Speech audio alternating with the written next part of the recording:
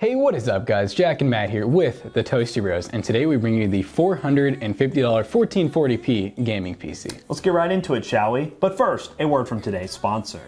This video is brought to you by GVGMall, a massive online platform to get access to discount game keys and more specifically Windows 10 licenses for a very good price. We here at the Toasty Bros use their keys for literally every single PC build we do on the channel, and this one in particular is definitely going to be getting one. And it's a very easy service to go get your Windows 10 key, and also we have a discount code for you, which Jackson will tell you about. So once you get the PC that you would like to activate Windows on, just go ahead and install Windows 10 Pro. Go to GVGMall, look up Windows 10 Pro, which we'll have a link down below to make it more convenient for you guys. And then you go and purchase the key using our discount code TB20 to get 20% off, and then enter in the code on the Windows activation, and boom, you have Windows 10 Pro activated. All good to go.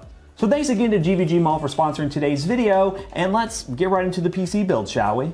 So what we have here, guys, is a old-fashioned pre-built system. So as you can see, this thing just had all kinds of goodies that it came with. It's a Asus Tower, and I'm assuming an Asus pre-built, but we really don't know much about it because this is basically a PC that we were given / found. And of course, all the prices down below that you guys will see are corresponding with eBay prices of what they currently would go for.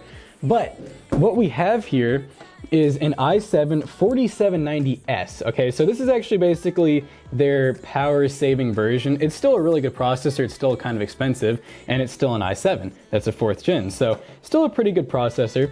We have an actual micro ATX board that's really small. I mean, it's the smallest micro ATX form factor you can get, and it's an Asus board as well. I think it's an H81M-E/50, all this other stuff that you guys don't really care about. It came with 8 gigs of DDR3 RAM as an Intel i-series would. We have 2 SATA cables that are nice and long. You know, we can throw those in this new build. And of course, no hard drive or anything. We have a DVD drive because this case just, for some reason, Matt pointed out, it has a floppy disk drive, right? There are floppy disk in there, you know, our floppy disk reader, our DVD, you know, just whatever that we're not going to add. I just realized it actually has a power supply. We almost didn't even need to buy one, but you know, we did anyways. Now you know what we like to do here at the Toasty Bros is upgrade PCs like this with stuff like this. So what we have right here is, for you to guess. Do you know what it is? I don't think you know what it is. Wait, let me take a guess. It's a 7770. No, Am I close? It's an RX 580, guys. So this is the MSI Armor RX 580, one that we've actually used in, I think, like 2 builds now. 2 or 3. Yeah, but you know, we're getting a mileage out of this card. This card, the RX 580, what else there is to say about it? It's a really awesome card for 1080p, but in this video, we're actually going to stretch its legs and try 1440p with this graphics card because it does make a good entry-level option for that. Looks kind of nice, good cooler. But yeah, RX 580 is going to look really good in this build, and we'll talk about this case in a minute. And paired with an i7, it's a good combo. Now, one of the biggest upgrades you can make for an older system is an SSD. And for this build, we have a 120GB Kingston SSD, which can be good for a boot drive and also have enough storage to get some games on it. But if you do want to add a hard drive, even just like a 500GB hard drive, you can do that for very cheap.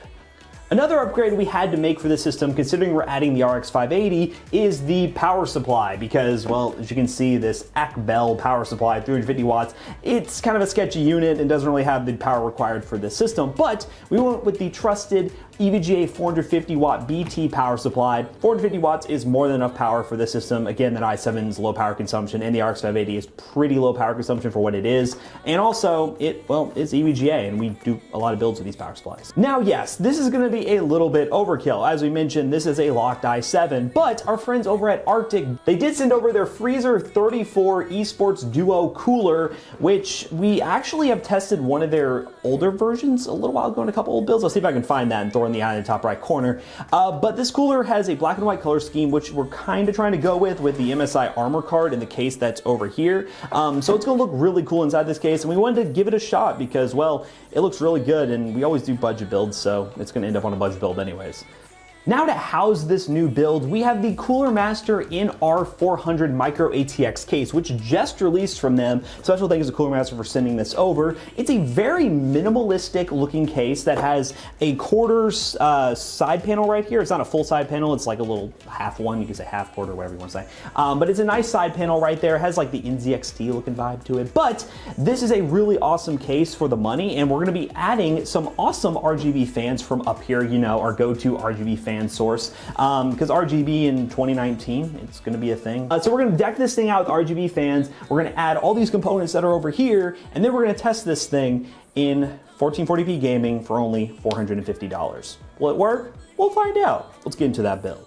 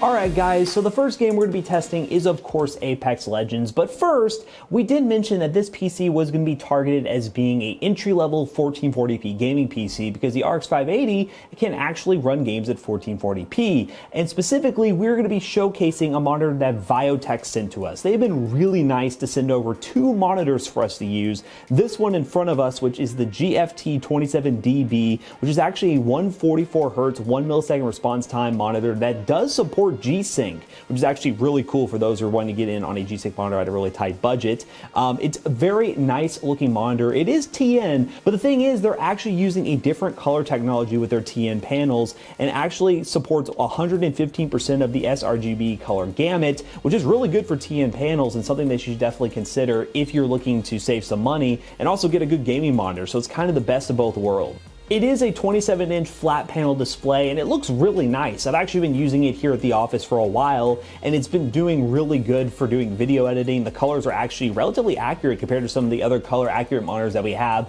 It's not perfect because again it's TN, but it is really damn close. Now for Apex Legends, since we're running at 1440p, we did lower the settings a little bit down to medium settings so we can get the best possible frame rate and try to take advantage of that high refresh rate monitor. Is it going to be perfect? It probably won't be because we might not hit that 144Hz mark, but right now in the loading menu, which is our favorite benchmark here at the Toasty Bros, you get around over 100 FPS, which we'll see once we actually pick our character. Please don't take my character. Don't do it. All right, from the dropship, we're actually getting around 50 to 40-ish FPS, which it's not the best, but I've experienced from the dropship actually getting pretty lower frame rates, and actually after you land, getting better frame rates. So we're gonna drop in real quick and see what kind of frame rate we're getting. Around 45, 43-ish FPS. Again, being an entry-level 1440p PC, you're probably looking at getting 60 FPS at 1440p. You're probably not gonna hit 144 FPS for that high refresh rate monitor for some games. But once we land in here, we'll get a better idea of exactly what kind of performance numbers we're getting once we land into market. As you can see, we just dropped in, we skyrocketed up to like 70, 80-ish FPS running around. I'm probably gonna die here, so I'm gonna run up real quick so I don't do that. Running in here, getting a pistol. Oh, okay, here he comes. Ah, and I died. Hello, hello, team, help. No, wow, that's great. But let's see, let's spectate some people and see what kind of performance numbers we get. But yeah, even though I'm total garbage at this game, it actually worked out, well, all right. I was able to run around, shoot people, and have a over 70-ish FPS experience. Again, you could lower some of the details if you do want to try to get to that 144-ish mark for better performance, and maybe my team will actually save the day. He actually can shoot the wingman. That's surprising. So how about we go ahead and switch to the next game real quick. All right, guys, so the next game we're going to be testing is a PlayerUnknown's Battlegrounds, better known as the game that not many people play anymore.